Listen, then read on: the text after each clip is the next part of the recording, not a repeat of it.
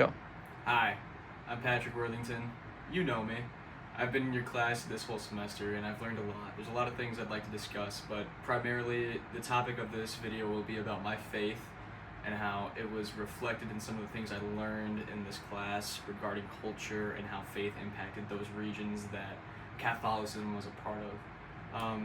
In this class, we talked a lot about culture and how it's shaped by beliefs, values, and things that people hold near to themselves. And in some of the movies, we've discussed the negative impacts the church has had on peoples, but I personally believe that I want to start focusing more on the positives because I feel like there's a lot that churches have done, that have negatively impacted things, but I personally, for one, am just deep in faith. I see the positives of it.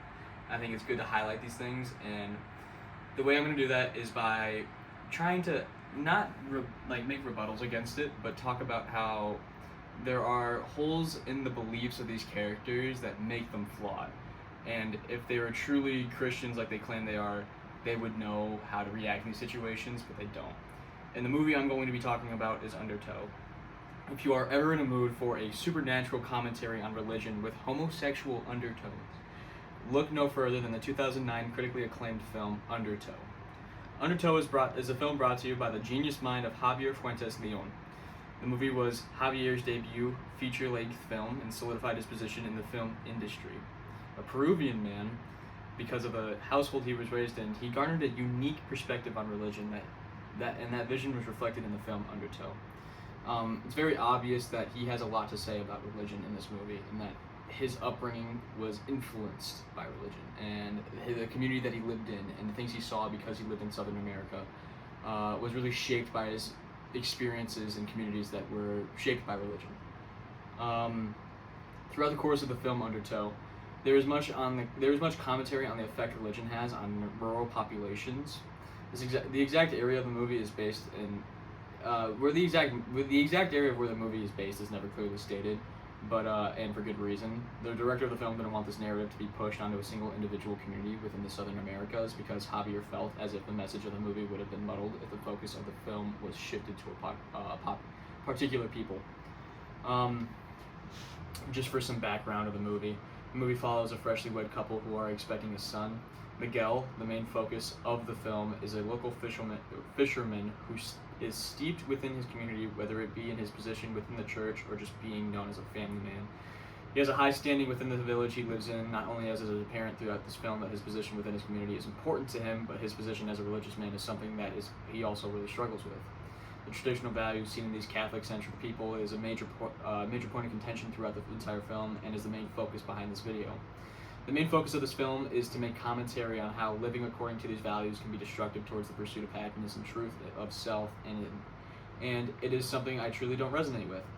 In this video, I will be covering the main act of the movie, the commentary on religion, and how the characters reflect these values. It is extremely apparent, even towards the beginning of the film, that Miguel's marriage with Mariela is failing. He's distant, unfeeling, and almost in a performance whenever he shares a scene with her. This is revealed to be more than just a speculation when his affair with Santiago is shown in full, with the scene revolving around the two secretly meeting in a broken brick building.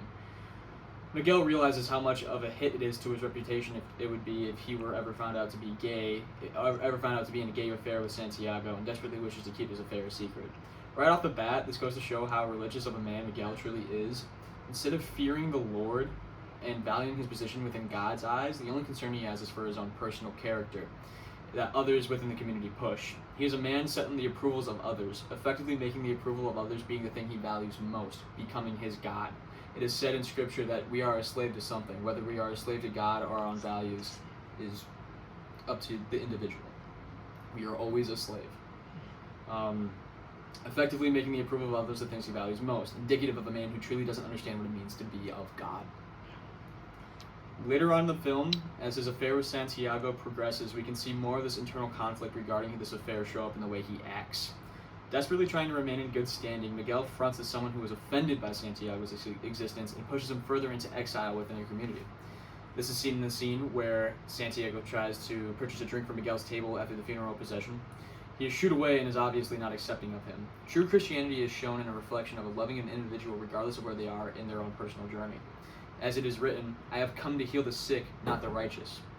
As Christians, we are called to love unconditionally, and to not condemn individuals within their sin, but to lead those who struggle with sin into correction and the truth of existence.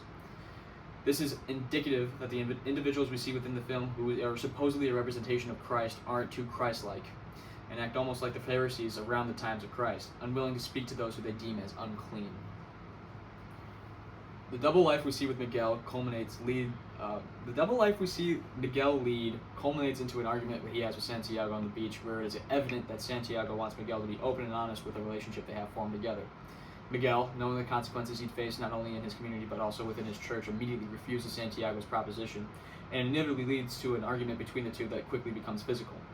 This altercation between the two leads Santiago to become so unbelievably distraught that he chooses to drown himself in liquor before literally drowning.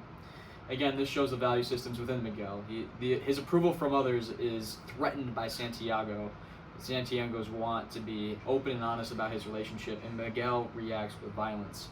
The death of Santiago is very indicative of the character Miguel has. Instead of being happy or wondering why Santiago has come to visit him during the day, Miguel immediately reacts with hostility over worrying being seen with Santiago, which could be in direct conflict with his reputation, actively risking the approval he seeks from others. This is when Santiago becomes a ghost and he is just seen on a beach.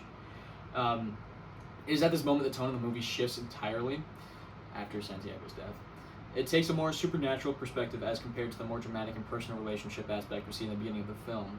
Immediately, Miguel comes to the conclusion Santiago is stuck on the planet because they have not followed the traditions within their church and have not respected his body. This tradition is not steeped in any biblical references and is entirely a tradition found within this community. Again, another reflection of how Miguel places the opinions of those within his village as a reward he needs to strive for.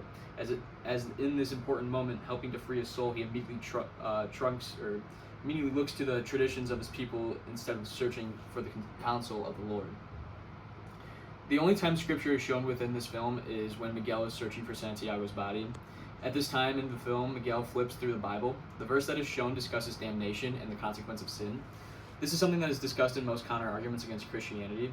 People think God is this being who judges us and wants to banish us for our faults, but in reality, we were never meant for damnation.